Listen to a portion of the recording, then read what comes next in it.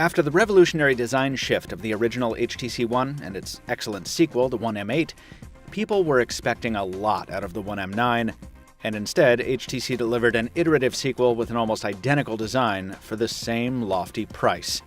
Just as its rival Samsung launched the most appealing Galaxy S in years. The result was a sales slump that lasted until the release of the radically different One A9 this fall. If you don't like the A9's derivative design or its thinned-out spec sheet, the One M9 is still for sale, and all its high points remain intact. Picking up the phone still feels like picking up an expensive and exclusive item, like a limited edition handset from a fashion house, or something you'd see in a very rich person's suit pocket or handbag. Other good-looking phones have debuted since the M9, but the One M9 is so gorgeous and has such presence in the hand that you forgive even the drawbacks that come with that. The sharp edges that chafe against the palm, and the grabby seams that pull on the hair above your ear. In many respects, this phone has aged quite well since March. While much of the competition now offers front-firing speakers, none of those phones have the depth and richness of the M9's boom sound drivers, quality that makes you actually want to take calls on the speakerphone and crank up the volume on your games. The Snapdragon 810 processor driving those games runs as well as it ever did, which is to say way better than we expected, given all the sky-is-falling coverage on the chip's overheating issues. Some games trip up at times, but HTC's software seldom, if ever, stumbles, even though our review unit is still running Android Lollipop and not the forthcoming Marshmallow update.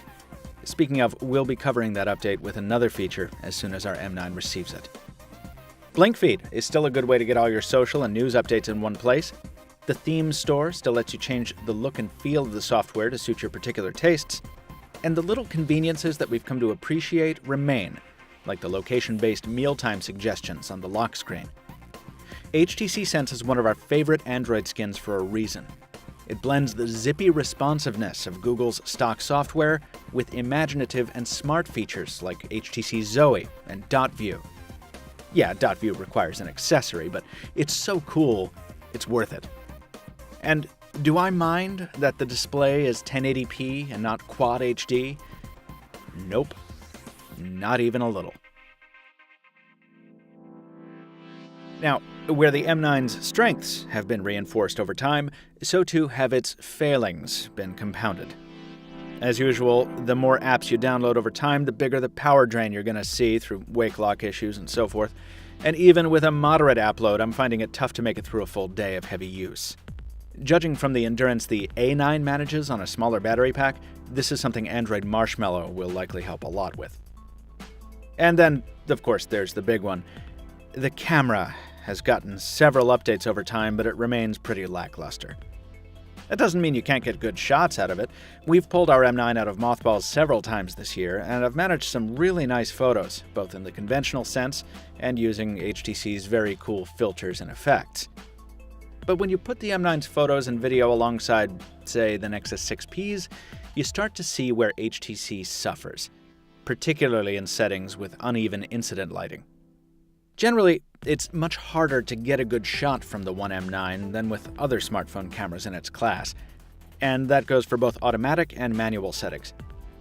On the front side, while the added light-gathering abilities of the ultra-pixel sensor are nice to have, the color reproduction is terrible, and sharpness is too. Now, if 90% of your photos and video go to social media and you don't spend a lot of time shooting in low light, you'll do fine with this camera. After only about 2 minutes of playing with filters in Instagram, I ended up with a beautiful shot from the One M9, and I'm hardly alone in that. But that's a big compromise to ask of a smartphone that still costs this much. In the end, it's cost that will determine whether you should still think about buying the One M9 as we close out the year. At its full retail price of $649, it's definitely a no-go. You can get a Nexus 6P with a better camera, a fingerprint scanner, and faster Android updates for $150 less, or HTC's newer One A9 for the same price.